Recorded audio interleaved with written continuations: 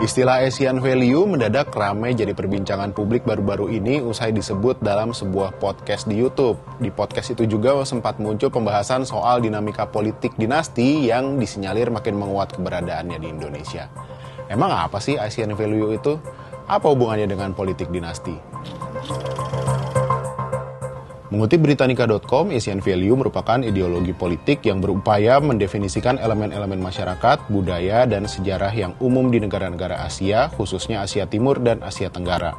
Konsep Asian Value diterapkan untuk membentuk tujuan yang sama, yakni prinsip kolektivisme untuk menyatukan masyarakat demi kebaikan sosial dan ekonomi mereka.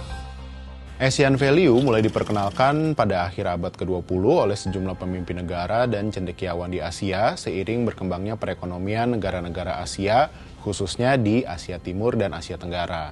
Nah, nilai-nilai dunia barat yang mengandung nilai individualisme dan legalisme dinilai tidak cocok oleh mayoritas masyarakat di negara-negara di Asia dan cenderung dinilai mengancam dinamisme ekonomi dan tatanan sosial. Di kalangan masyarakat Asia, Asian Value sering dikaitkan dengan disiplin, kerja keras, kesederhanaan, pencapaian akademik, keseimbangan kebutuhan individu dan masyarakat, dan hormat pada otoritas berkuasa. Namun di sisi lain, pada pencapaian prestasi pertumbuhan ekonomi, hal itu sering ditengarai dipertahankan demi kepentingan dari rezim otoriter yang berkuasa di Asia. Nah, di era 1970-an, para pemimpin Asia memakai argumen Asian Value sebagai upaya terang-terangan untuk menciptakan legitimasi politik yang kemudian jadi dasar pemikiran bagi otoritarianisme. Namun sekarang relevansinya mudar nih, karena pemerintah menghadapi populasi yang semakin terdidik dan terpapar dengan ide-ide global.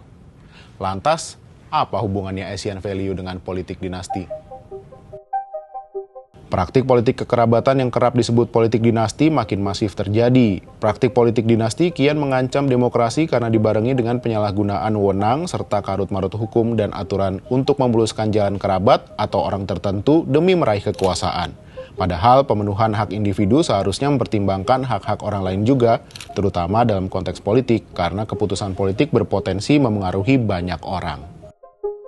Nah, Asian Value dalam konteks politik dinasti banyak dikritik karena dianggap melanggengkan korupsi, kolusi, dan nepotisme. Sistem politik dan birokrasi di negara-negara Asia, baik demokratis atau otoriter, punya andil menciptakan masyarakat korup. Dalam konteks sosial, Asian Value sering disalahartikan dan disalahgunakan sekadar untuk melakukan tindakan korup. Yang jelas, kontroversi yang muncul belakangan ini menunjukkan bahwa perdebatan tentang Asian Value bukan hanya soal budaya dan ekonomi, tapi juga berkaitan erat dengan praktik politik dan hak asasi manusia, apalagi dalam konteks politik dinasti ya. Meskipun Asian Value mengandung nilai-nilai positif, faktanya penggunaan dalam konteks politik dinasti tetap menimbulkan banyak pertanyaan dan kritik tajam. Kalau menurut kamu, apa itu Asian Value? Tulis di kolom komentar.